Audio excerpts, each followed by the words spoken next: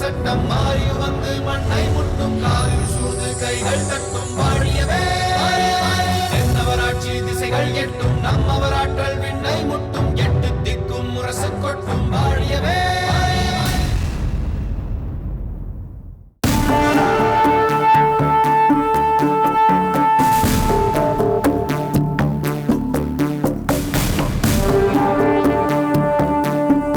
வணங்குகிறேன் மன்னவா. வாருங்கள் கபிலரே. வீரன் வந்து எனது வருகையை பற்றி சொன்னான் அல்லவா? அதனால் தானே நான் இங்கு யாரையும் அடைக்காமல் தனிமையில் காத்திருக்கிறேன். நான் சொல்ல வந்த செய்தி மிகவும் ரகசியமானதால் தான் யாருக்கும் தெரியாமல் வந்து தனிமையில் சந்திக்க விரும்பினேன். எனக்கே இது சற்று ஆச்சரியமாகத்தான் இருக்கிறது. காரியார் இல்லாமல் தாங்கள் என்னை வந்து சந்தித்ததே கிடையாதே. அவருக்கு கூட தெரியாமல் என்னை கண்டு பேச வேண்டும் என்று சொன்னீர்கள் என்றால் அது மிகவும் முக்கியமான செய்தியாகத்தான் இருக்க வேண்டும் என்று நான் நினைக்கிறேன். ஆம் மன்னவா, இது மிகவும் முக்கியமான செய்திதான். அதோடு அது நாம் எதிர்பார்த்து கொண்டிருந்த நல்ல செய்திதான். ஆனால் அதனோடு மிகவும் சம்பந்தப்பட்டவர்களுக்கு கூட இப்போது இது தெரியக்கூடாது. அதீத மகிழ்ச்சியால் பதட்டமடைந்து அதை பரபரப்பான செய்தியாக்கிவிட்டால் நிறைய பாதிப்புகள் ஏற்படக்கூடும். நீங்கள் இந்த அளவிற்கு சொல்வதை பார்த்தால் இளம்படுதியை விடுவித்து அடைத்து வருவதற்குரிய நாள் கணிக்கப்பட்டு விட்டது போல் தெரிகிறது. அப்படித்தானே? சரியாக புரிந்து கொண்டீர்கள் மன்னவா. நேரடியாக தங்களை வந்து சந்தித்து ஒரு ஒற்றன் செய்தி சொன்னால் கூட அருகில் யாரேனும் இருந்துவிடக்கூடும். புறா மூலம் செய்தி அனுப்பினால் கூட முன்போல் யாரிடமாவது அந்த புறா அகப்பட்டு விடக்கூடும் என்பதால் தான் முத்துநகை எனக்கு இந்த செய்தியை அனுப்பி என் மூலம் தங்களுக்கு தெரிவிக்கும்படி கூறியிருக்கிறாள். முத்துநகை எதை செய்தாலும் அதில் ஒரு காரணம் இருக்கும். புறா செய்தி வேண்டாம் என்று நானே செய்தி அனுப்பிவிட்டேனே. அதனால் இனி அதை அவள் பயன்படுத்த மாட்டாள். தாங்கள் சொல்ல வந்ததை சொல்லுங்கள். என்று, எங்கு, எப்பொழுது என்று தனது திட்டங்களை அறிவித்திருக்கிறாளா? இல்லை மன்னவா, இது அப்படி அறிவிக்கக்கூடியதல்லவே. அங்கு எத்தகைய சூழ்நிலை ஏற்பட்டிருக்கிறதோ அதற்கேற்ப மாற்றங்கள் ஏற்படலாம் அல்லவா? அதுவும் சரிதான். அதனால் எந்த நாளில் எதை பயன்படுத்தி தப்பிக்க தீர்மானித்திருக்கிறார்கள் என்பதை மட்டுமே தெரிவித்திருக்கிறாள். அதை சொல்லுங்கள். சேர இளவரசி பரிவாதினிக்கு மங்கள் நாள் எனப்படும் பிறந்த நாள் விழா கொண்டாடுவதற்கு தீர்மானித்திருக்கிறார் சேர மன்னர். அதை பற்றி செய்தி எனக்கும் வந்தது. இரு நாடுகளுக்கிடையில் இயல்பான நிலை இருந்திருந்தால் நமக்கும் அழைப்பு வந்திருக்கும். நிலைமை மாறிவிட்டதால் அழைப்பு வரவில்லை. இந்த பிறந்த நாளை கொண்டாடுவதில் இன்னொரு நோக்கமும் இருக்கிறது. பல நாடுகளின் இளவரசர்களுக்கு அழைப்பு அனுப்பப்பட்டிருக்கிறதாம். அவர்களில் ஒருவரை பரிவாதினிக்கு மணாளனாக தேர்ந்தெடுக்க திட்டமிட்டிருக்கிறானாம் சேரமன்னன். அதாவது பரிவாதினியின் பிறந்த நாள் என்பது உண்மையில் அவளுக்காக நடத்தப்படும் ஒரு சுயம்வரம் தான், இல்லையா? ஆம் மன்னவா. அதை பற்றியும் எனக்கு தெரிவிக்கப்பட்டது. ஆனால் அதில் தங்களுக்கு தெரியாத ஒரு செய்தியும் இருக்கிறது. அது என்ன? பாண்டிய இளவரசர் இளம்படுதியை அன்று ஒரு நாள் மட்டும் விடுவித்து அவரும் அந்த பிறந்த நாளில் கலந்து கொள்வது போல் காண்பித்துக் கொள்ளப் போகிறார்களாம். இது என்ன அதிசயம்! அன்று ஒரு நாள் மட்டும்தான் மிகவும் நல்லவனாக இருப்பது போல் காண்பித்துக் கொள்ள நினைக்கிறானா? அல்லது சோழ இளவரசனுக்கு என் மகளை மணமுடிக்க நீ விரும்பவில்லை என்றால் என்ன? சோழ இளவரசியை மனம் செய்து தந்திருக்கும் பாண்டிய இளவரசனுக்கே என் மகளையும் மனம் செய்து வைத்து உன் மகளையும் தவிக்க செய்கிறேன் பார் என்பதற்காகவே இப்படி செய்கிறானா? அரச குலத்தவர் பல பெண்களை மனம் செய்து கொள்வது இயல்புதான் என்றாலும் இப்போது இதில் அப்படியெல்லாம் எந்த நோக்கமும் இல்லை மன்னவா. சேர மன்னனை இப்படி செய்ய வைத்திருப்பவர்கள் முத்துநகையும் பார்த்திபனும் தான். இதற்கு துணையாக இருந்து இதை நடத்தி வைப்பவளே என் அருமை மாணவி பரிவாதினிதான். அப்படியானால் அவள் துணையோடுதான் இளம்படுதியை தப்பிக்க செய்ய திட்டமிட்டிருக்கிறார்கள். எல்லோருடைய நினைவும் விழா கோலத்தில் மூழ்கியிருக்க அதை பயன்படுத்திக் கொண்டு இளம்படுதியை தப்புவிக்க திட்டமிட்டிருக்கிறார்கள். இளம்படுதியோடு பார்த்திபனும் முத்துநகையும் வந்து விடுவார்கள் அல்லவா? அவர்கள் மட்டுமல்ல, தாமரையையும் அழைத்து வரக்கூடும் என்றுதான் நான் எதிர்பார்க்கிறேன். புலவர் பெருமானே, பார்த்திபனும் முத்துநகையும் தங்கள் உயிரை பணயம் வைத்து இந்த அரிய செயலை செய்ய இருக்கிறார்கள். அதற்கு வழிவகுத்து தந்து அவர்களை அங்கு இடம்பெற செய்ததே தாங்கள்தான். தங்கள் மாணவியான பரிவாதினியும் இதில் பங்கு கொண்டிருக்கிறாள் எனும் போது அதற்கு காரணமும் குருநாதரான தாங்கள்தான் என்பதை என்னால் நன்கு உணர முடிகிறது. இதன் மூலம் தாங்கள் சோழ நாட்டிற்கு மிக பெரும் உதவி செய்திருக்கிறீர்கள். தங்களுக்கு நான் எப்படி நன்றி செலுத்துவது என்றே புரியவில்லை. மன்னவா, இதென்ன வார்த்தை? தாங்கள் எனக்கு நன்றி செலுத்துவதா? பரந்த சாம்ராஜ்யத்தின் மாமன்னரான தாங்கள் புலவர்கள் வந்தால் எழுந்து நின்று வரவேற்று 7 அடி நடந்து வந்து அழைத்து செல்பவர் அல்லவா தாங்கள்? பழமரத்தை நாடி வரும் பறவைகளைப் போல புலவர்கள் எல்லாம் தங்களை நாடி வரும் பெருமை பெற்றவர் அல்லவா தாங்கள்? தங்களுக்காக இப்படி ஒரு செயலை செய்ய முடிந்ததற்காக நான் மகிழ்ந்து கொண்டிருக்கிறேன். தங்களைப் போன்ற புலவர்களின் நன்மதிப்பை பெற்றிருக்கிறேன் என்பதுதான் என் வாழ்வில் எனக்கு கிடைத்த பெரும் பாக்கியம். தாங்கள், காரியார், உருத்திரங்கண்ணனார் ஆகிய முப்பெரும் புலவர்கள் என் சபையை அலங்கரிப்பதுதான் எனக்கு கிடைத்த பெரும் பலம். நீங்கள் காற்றைப் போல் ஓரிடத்தில் இருக்காதவர் என்பது எனக்கு தெரியும். இருந்தாலும் எங்கு சென்றாலும் இதுதான் உங்கள் பிரதான அவை என்று இங்கே வந்துவிட வேண்டும். தங்கள் ஆணை மன்னவா. இது ஆணை அல்ல, வேண்டுகோள். மன்னவா, இப்போதைக்கு இந்த விஷயம் காரியாருக்கு கூட தெரிய வேண்டாம் என்பதால் தான் தனித்து தங்களை காண வந்தேன். அந்த அளவிற்கு ரகசியமாக பாதுகாக்கப்பட வேண்டிய செய்தி இது. குறிப்பிட்ட நாள் வரும்போது எப்போது மிக முக்கியமான சிலருக்கு இது தெரிவிக்கப்படலாம் என்று தோன்றுகிறதோ அப்போது தாங்களே அவர்களிடம் சொல்லுங்கள். தங்கள் ஆணை புலவரே. மன்னவா, இது என்ன? நான் தங்களுக்கு ஆணையிடுவதா? தாங்கள் ஆணையிட்டால் அதை நிறைவேற்ற வேண்டியவன் நான். ஆனால் நான் எந்த புலவருக்கும் ஆணையிட்டதில்லையே. இப்பொழுது தங்களிடம் சொன்னது போல் வேண்டுகோளாகத்தானே கூறுவேன். அது வேண்டுகோளாகவே இருந்தாலும் நாங்கள் அதை தங்கள் ஆணையாகத்தானே ஏற்றுக்கொள்கிறோம்.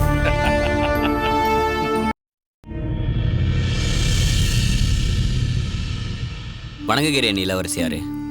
பாண்டிய இளவரசர் எங்கே? உள்ளேதான் இருக்கிறார். இளவரசியாரே, நான் வேண்டுமானால் அழைத்து வரட்டுமா? வேண்டாம், நீங்கள் செல்லுங்கள். அவர் வரும்பொழுது பார்த்துக் கொள்கிறேன். உத்தரவு.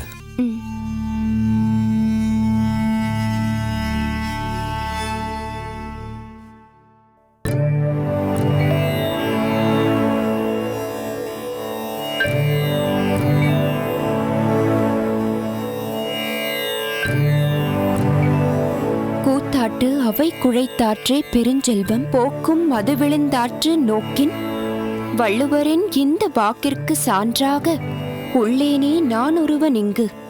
ஆஹா, கூத்தாடுகின்ற இடத்தில் கூடும் கூட்டம் போல் செல்வம் உள்ளவனை சூழ்ந்திருக்கும் கூட்டம் ஆட்டம் முடிந்தவுடன் கூட்டம் கலைவது போல் செல்வம் போனவுடன் தானும் போய்விடும் என்ற வள்ளுவரின் திருக்குறளுக்கு தான் இன்று இருக்கும் நிலையே உதாரணம் என்பதை எவ்வளவு உருக்கத்தோடு சொல்லியிருக்கின்றார் பாண்டிய இளவரசர்.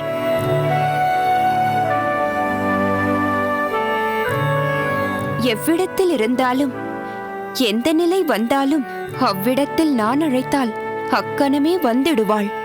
செவ்விய நல் செம்மொழியாம் செந்தமிழ்த்தாய். அதனாலே ஒவ்வொரு நாளும் எனக்கு உற்றதொரு பொன்னாளே. ஆஹா, ஒரு கவிஞரின் உன்னதமான மனநிலையை எவ்வளவு அழகாக சொல்லிவிட்டார்.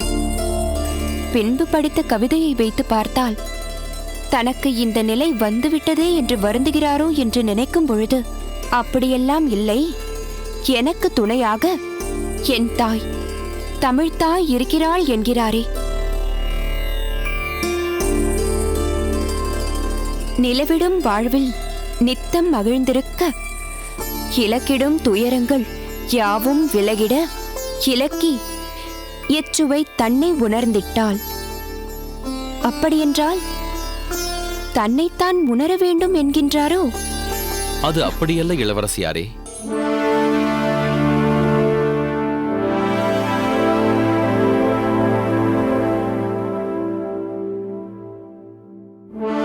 சேர இளவரசியார் பரிவாதினிக்கு என் பணிவான வணக்கம். பாண்டிய இளவரசருக்கு இந்த பரிவாதினியின் அன்பு கலந்த வணக்கம். தங்களைப் பற்றி நான் நிறைய கேள்விப்பட்டேன். தங்களை ஒரு முறையேனும் நேரில் சந்திக்க வேண்டும் என்று விரும்பினேன். அது இன்றுதான் நிறைவேறியது. அந்த ஓலையை தாருங்கள்.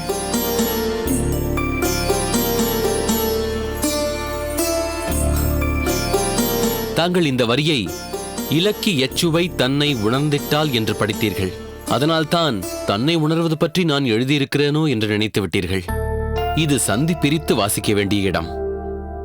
இந்த கவிதையை இலக்கியச் சுவை தன்னை உணர்ந்திட்டால் என்று படித்திருக்க வேண்டும். அப்பொழுதுதான் 4வது வரியான உலகில் நம் வாழ்வு உயர்வுற்று திகழ்ந்திடுமே என்பதற்கு பொருத்தமாக இருக்கும்.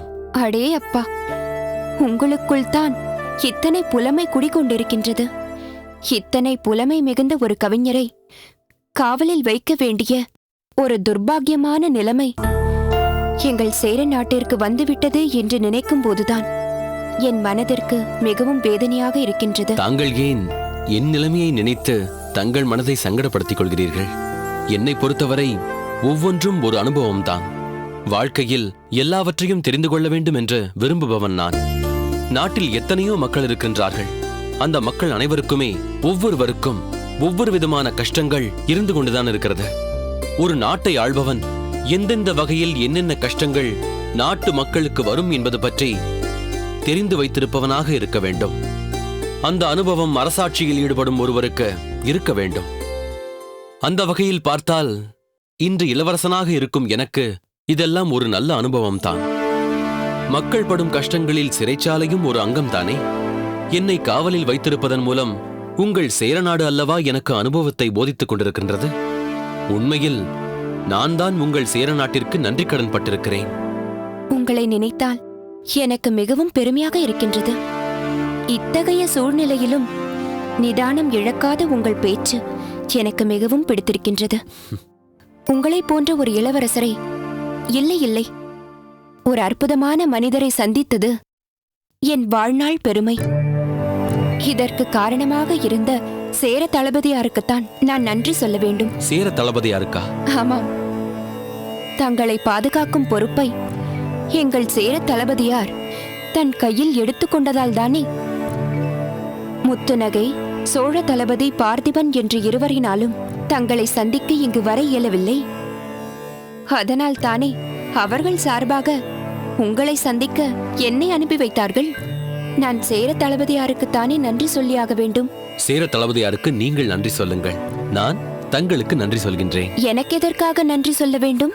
உங்களுக்கு நன்றி சொல்ல என்னிடத்தில் ஒரு பட்டியலே இருக்கின்றது.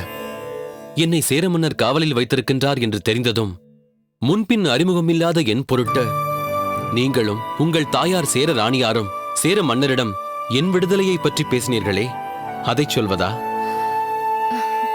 அருந்ததி, குணாளன், வாருணி என்ற புனை பெயர்களில் உலா வருபவர்கள் எதிரி நாட்டார் என்று தெரிந்திருந்தும் அவர்கள் நியாயத்திற்காக போராடுபவர்கள் என்பதை உணர்ந்து அவர்களுக்கு உதவி கொண்டிருப்பதைச் சொல்வதா?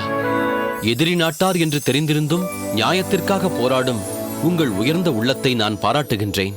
நியாயத்திற்காக போராடும் குணத்தை எனக்கு போதித்ததே என் தந்தையார் சேர மன்னர்தான். ஆனால் உங்கள் விஷயத்தில் அவர் நியாயமாக நடந்து கொள்ளாததுதான் எனக்கு ஆச்சரியத்தை ஏற்படுத்தியுள்ளது. என் தந்தையார் போதித்த நியாயத்தை தான் நான் கடைபிடிக்கின்றேன். ஏனோ உங்கள் விஷயத்தில் அவர் கடைபிடிக்கவில்லை. ஒருவேளை சேர மன்னர் நினைத்தபடி சோழ மன்னர் அழுந்தூர் வேளாளர் விஜய பூபதியை சோழ நாட்டிலிருந்து வெளியேற்றாதது அவருடைய இந்த கோபத்திற்கு காரணமாக இருக்கலாம். எது எப்படியோ இப்பொழுதுதான் அனைத்திற்கும் தீர்வு வந்துவிட்டதே. தங்கள் பிறந்த நாளை முன்னிட்டு ஒரு நாள் விடுதலையை தாங்கள் எனக்கு வாங்கி தந்து விட்டீர்கள். நானும் இங்கிருந்து தப்பிச் செல்வதற்கு தயாராகிவிட்டேன். அதற்குரிய ஏற்பாடுகளை முத்துநகையும் பார்த்திபனும் செய்து கொண்டிருக்கிறார்கள். இனி என்ன பிரச்சனை? இப்பொழுதுதான் பிரச்சனைகள் அதிகமாகிவிட்டன. இளவரசியாரே, தாங்கள் என்ன சொல்கின்றீர்கள்? ஆமாம் இளவரசரே, இப்பொழுது சேர நாட்டில் சேர தளபதியாரின் தலையிட்டால் கெடுபுடிகள் அதிகமாகிவிட்டன. அவர் ஒவ்வொன்றையும் தீவிரமாக கண்காணிக்க ஆரம்பித்து விட்டார். தங்களை இங்கிருந்து எப்படி தப்பிக்க வைத்து அழைத்து செல்வது என்பதை பற்றி சிந்திக்க கூட நேரமின்றி முத்து நகைக்கும் சோழ தளபதிக்கும் அடுத்தடுத்த பிரச்சனைகள் அணிவகுத்து வருகின்றது. இருக்கும் பிரச்சனைகள் போதாது என்று இப்போது வேளிர்குடி இளவரசி தாமரைக்கு புதிதாக ஒரு பிரச்சனை முளைத்திருக்கிறது. தாமரைக்கு என்ன பிரச்சனை? தாமரையை மங்கம்மாவிடமிருந்து கடத்திய அந்த காட்டுவாசி இடும்பன் மாளவ நாட்டு இளவரசர் இளம் சித்திரனை எங்கேயோ கட்டி போட்டு வைத்துவிட்டு இளவரசன் போர்வையில் சேர நாட்டிற்கே சிறப்பு விருந்தினராக வந்துவிட்டான். அந்த இடும்பன் மூலமாக தாமரைக்கு எதுவும் பிரச்சனை வந்துவிடக் கூடாது என்பதற்காக அவன் குற்றவாளி என்று தெரிந்திருந்தும் வேறு வழி இல்லாமல் மாளவ நாட்டு இளவரசர் இளஞ்சித்திரன் பேரிலேயே அந்த இடும்பனை நடமாட விட்டிருக்கின்றோம். இது போன்ற பல பிரச்சனைகளிலிருந்து முத்து நகைக்கும் தளபதி பார்த்திபனுக்கும் உங்களை தப்பவிக்க வழி எதுவும் தெரியாமல் தவித்துக் கொண்டிருக்கின்றார்கள். இதற்கேன் தவிக்க வேண்டும்? என்னை இங்கிருந்து தப்பிக்க வைப்பது மிகவும் எளிதான காரியமாயிற்றே. இளவரசரே, தாங்கள் என்ன சொல்கின்றீர்கள்? தங்களை தப்பிக்க வைப்பது அவ்வளவு எளிதான காரியமா? ஆமாம். அரண்மனையை வடிவமைக்கும் போதே போர்க்காலங்களில் எதிரி படைகள் அரண்மனையை ஆக்கிரமித்து விட்டால் வெளியே தப்பிச் செல்ல ரகசிய சுரங்கப்பாதையை நிச்சயம் அரண்மனைக்குள் அமைத்திருப்பார்கள். உங்கள் சேர அரண்மனைக்குள் எங்கே அந்த சுரங்கப்பாதை இருக்கின்றது என்பதை முதலில் கண்டுபிடியுங்கள்.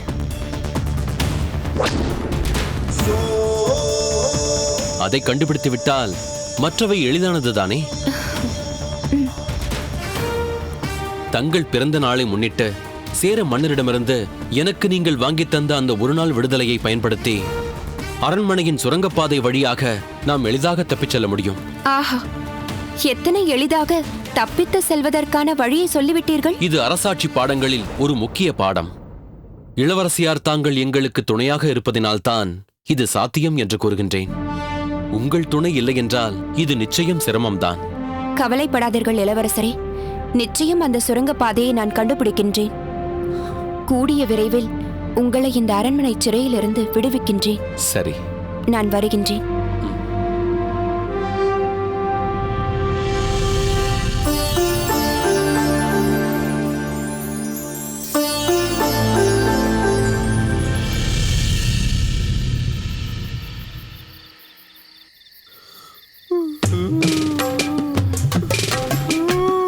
மயிலினாதா, அடே மயிலினாதா, சொல்லுங்கள். அங்கு ஒரு காட்டுவாசி நம்மை கட்டி போட்டார்.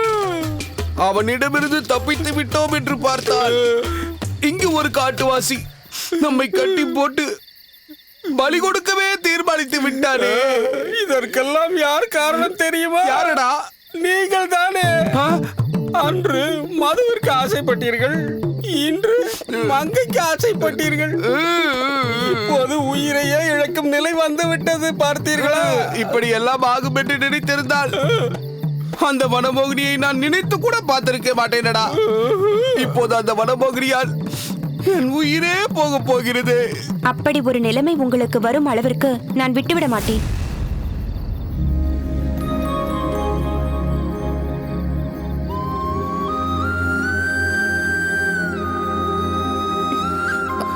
அடியே சீக்கிரம்.